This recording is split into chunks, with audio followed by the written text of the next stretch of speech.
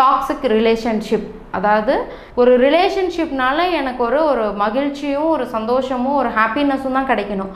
அதுக்கு பதிலாக எனக்கு எப்போ பாரு ஒரு கஷ்டமும் வேதனையும் வந்துக்கிட்டே இருந்ததுன்னா அந்த ரிலேஷன்ஷிப் வந்து எனக்கு டாக்ஸிக்காக மாறிடுது. அது மேரேஜ்க்கு அப்புறம் அவங்களுக்கான அந்த ஒரு ஆப்போசிட் பர்சன்ஸ், அது ஜென்ஸாக இருந்தாலும் சரி இல்லை லேடிஸாக இருந்தாலும் சரி, அவங்களுக்கான ஒரு பர்சனல் ஸ்பேஸ் கொடுக்காம அவங்களோட எல்லா ஒரு வேலைகள்லையும் இன்ட்ரப்ட் பண்ணுறது. ஸோ அவங்கள வந்து ஒரு சுயமாக எந்த முடிவும் எடுக்க விடாமல் இவங்களே டாமினேட் பண்ணிகிட்டு இருக்க ஆரம்பிக்கும் போது என்ன ஆகும்னா அந்த ரிலேஷன்ஷிப்னால அவங்களுக்கு ஒரு மாதிரி மன அழுத்த ஆரம்பித்து ஏன்டா இவனை கல்யாணம் பண்ணோம் அப்படின்ற மாதிரியான ஒரு எண்ணத்துக்கு வரக்கூடாது.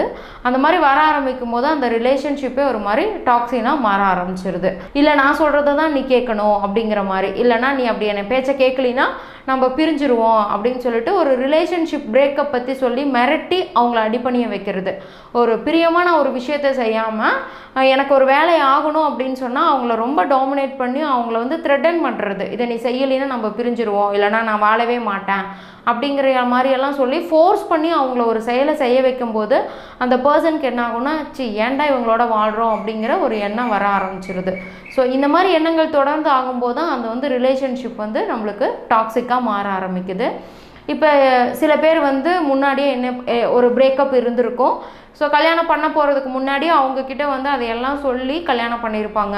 அவங்க அந்த டைம் பீக்கு சரி பரவாயில்ல, இது ஒன்றும் பிரச்சனை இல்லை, இது ஒரு பெரிய விஷயம் இல்லை அப்படிங்கிற மாதிரி சொல்லி கல்யாணம் பண்ணி கொஞ்ச நாள் ஆனதுக்கப்புறம் ஏதாவது ஒரு பிரச்சனை வரும்போது இதனால தான் அவனோ இல்லைனா அவளோ உன்னை விட்டுட்டு போயிருப்பா அப்படிங்கிற மாதிரியெல்லாம் இவங்களை ரொம்ப ஹர்ட் பண்ணும் போது இவங்களுக்கு எப்படி இருக்கும், ஏண்டா சொன்னோம் இவங்களோட ஏண்டா வாழ்கிறோம் அப்படிங்கிற மாதிரியான ஒரு எண்ணம் ஆரம்பிச்சிரும். இப்போ எனக்கு ஒரு விஷயம் பிடிச்சிருக்குன்னா என்னை அந்த பிடிச்ச விஷயத்த செய்ய விடாமல் தடுக்கிறது. இப்போ என்னோடய ஃபேமிலி மெம்பர்ஸ் கிட்ட ஒரு ஃபங்க்ஷன் அப்படின்னா நான் போய் சேரலாம் மிங்கிள் ஆகலாம் அப்படின்னா இல்லை நீ போகக்கூடாது அப்படின்னு சொல்லிட்டு என் ஃபேமிலியிலேருந்து என்னை வந்து ஒரு ஐசோலேட் பண்ண ஆரம்பிக்கிறது.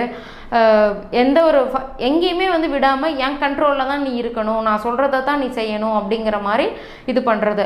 ரொம்ப ஃபோர்ஸ் பண்ணி சண்டை போட்டு இல்லை நான் இதெல்லாம் பண்ண மாட்டேன் அப்படின்னு சொல்லிட்டு அந்த பொண்ணு ஆப்போசிட் பர்சனில் இருக்கிறவங்க கொஞ்சம் எகர ஆரம்பித்தோன்னே இவங்க அப்படியே டபால்னு சொல்லி மாறிடுவாங்க. அப்படியே கீழே விழுந்து மன்னிப்பு கேட்குறது, காலில் விழுந்து மன்னிப்பு கேட்குறது, இல்லைனா எதிர்பார்க்காத சமயத்தில் ஒரு பெரிய கிஃப்ட் வாங்கிட்டு வந்து கொடுத்து என்னை புரிஞ்சுக்கோ அப்படின்னு சொல்லிட்டு நம்மளை வந்து ஒரு ஒரு தெளிவான முடிவுக்கே வர விடாமல் நம்மளை போட்டு கன்ஃபியூஸ் பண்ணி இவங்களோட வாழலாமா வேண்டாமா அப்படிங்கிற மாதிரி ஒரு குழப்பமான நிலையிலேயே நம்ம வச்சுக்கிட்டு இருக்கிறது.